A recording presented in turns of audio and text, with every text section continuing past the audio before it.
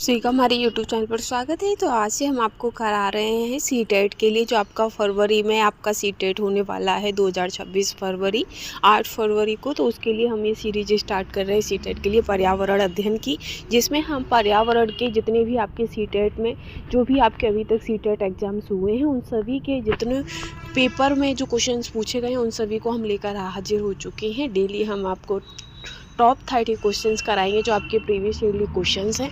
तो चलिए, और साथ ही आपको ये भी बताते चलेंगे कि किस तरीके की सीटेट में एग्ज़ाम पूछता है। इसमें आपका सीटेट से संबंधित जो ईवीएस के क्वेश्चन है वो और पेडागोगी दोनों ही लिया गया है। ठीक है, तो चलिए हम स्टार्ट करते हैं। आज के पहले क्वेश्चन पर चलेंगे।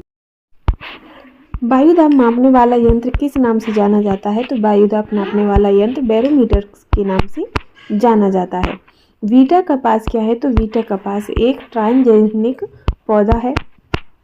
कौन सा वायुमंडलीय प्रदूषण अम्लीय वर्षा का मुख्य कारक है? तो H2O अम्लीय वर्षा का मुख्य कारक होता है। निम्न में से कौन सर्वाधिक उत्पादन पारिस्थितिकी तंत्र है? तो उष्णकटिबंधीय वर्षावन सबसे ज्यादा उत्पादन पारिस्थितिकी तंत्र है। निम्नलिखित में से कौन सा रसायन आम पकाने में प्रयोग होता है? तो कैल्शियम कार्बाइड जो है वो आम पकाने में प्रयोग किया जाता है। कौन सी बीमारी दूषित जल से फैलती है? तो जो टाइफाइड है ये दूषित जल से फैलती है। निम्नलिखित में से कौन ग्रीन हाउस गैस नहीं है? तो CO जो गैस है ये ग्रीन हाउस गैस नहीं है। इनमें से कौन द्विबीजपत्री पौधा है? तो सरसों जो होता है ये द्विबीजपत्री पौधा होता है। पौधों में जल का अधिग्रहण किसके द्वारा होता है? तो जल का अधिग्रहण जाइलम और खाने का या भोजन का जो अधिग्रहण है वो फ्लोएम से होता है। कौन सा प्रथम साहित्यिक स्रोत है? तो ऋग्वेद प्रथम साहित्यिक स्रोत है। और वायुमंडल में 99% भाग किन दो गैसों का है? तो ऑक्सीजन और नाइट्रोजन।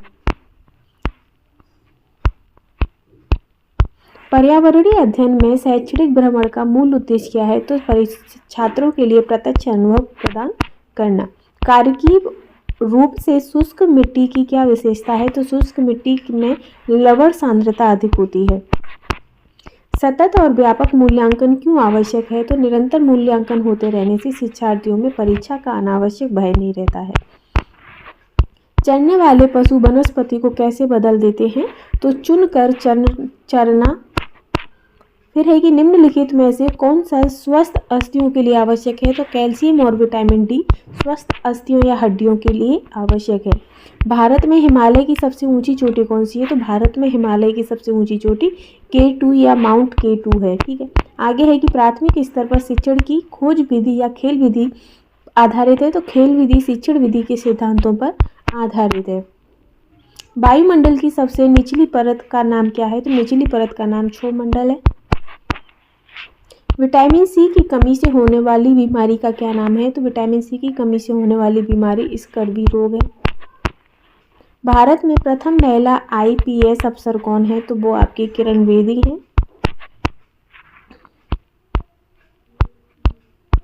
असम का प्रसिद्ध एक सींग वाले गैंडे वाला वन्यजीव अभयारण्य कौन सा है? तो वो आपका काजीरंगा है। काजीरंगा अभयारण्य की स्थापना 1908 में हुई थी। निम्नलिखित में से कौन सा आग्नेय चट्टान का उदाहरण है? तो बेसाल्ट चट्टानें आग्नेय चट्टान का उदाहरण है। पृथ्वी के वातावरण की किस सतह में ओजोन परत पाई जाती है? तो स्ट्रेटोस्फीयर में आपकी यानी कि समताप मंडल में आपकी ओजोन परत पाई जाती है। सिख धर्म के संस्थापक कौन है? तो सिख धर्म के संस्थापक गुरु नानक देव हैं।